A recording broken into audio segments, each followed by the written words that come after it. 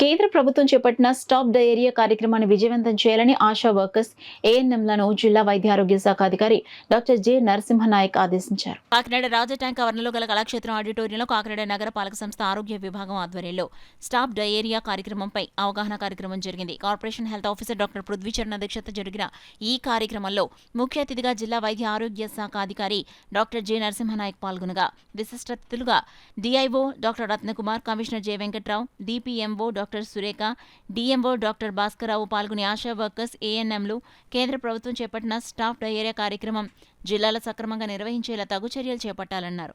Diarrhoea వ్యాధి ప్రబలకుండా కాచి చల్లార్చిన వేడినీళ్లు తీసుకునేలా ప్రజలకు విస్తృత అవగాహన కల్పించాలన్నారు. ప్రాముఖ్యంగా జూలై 5 నాటికి ప్రభుత్వ పాఠశాలలు, సంక్షేమ వసతి గృహాలు, అంగన్వాడీ కేంద్రాల్లో త్రాగునీరు పరీక్షలు నిర్వహించాలన్నారు. అదేవిధంగా జూన్ 30 నాటికి అన్ని అంగన్వాడీ ఇన్స్టిట్యూట్స్లో ఓఆర్ఎస్ ప్యాకెట్లు, జింక్ టాబ్లెట్స్ పంపిణీ చేయాలని సూచించారు. ఈ కార్యక్రమంలో పెద్ద సంఖ్యలో ఆశా వర్కర్స్, ఏఎన్ఎంలు తదితరులు పాల్గొన్నారు. ఇప్పుడు ఫస్ట్ బేసిక్గా మనం ఇందాక మీరు విన్నారు ఐసిడిఎస్ వారు, ఎందుకంటే 5 years లోపు పిల్లలందరూ కూడా పవర్టీ లైన్ బిలో ఉన్న వాళ్ళందరూ కూడా అంగన్వాడీ సెంటర్స్లో మరి న్యూట్రిషన్ తీసుకుంటూ ఉన్నారు.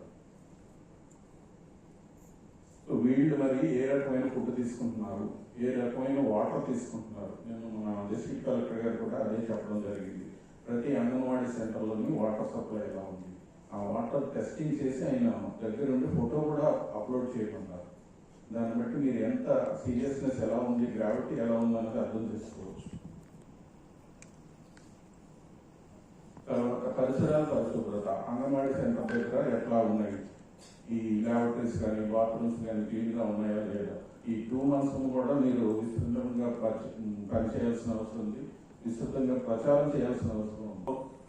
అక్కడ నుంచి వచ్చిన కేసులు అన్నిటికీ కూడా మరి జీజీహెచ్లో ప్రత్యేకమైన వార్డు పెట్టి మనం ట్రీట్ చేయడానికి ఏర్పాట్లు చేస్తాం. సరే, కేసులు వచ్చినప్పుడు మనం అలర్ట్ అయ్యాం, వైద్యం చేస్తాం. అసలు కేసులు రాకుండా మనం ఏం చేయాలి,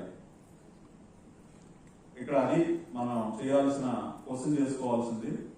అలానే మనం ఇక్కడ మనకి రూరల్ ఏరియాలో శానిటేషన్ అనేది ఒకటి ఇంప్రూవ్ అవ్వాలి.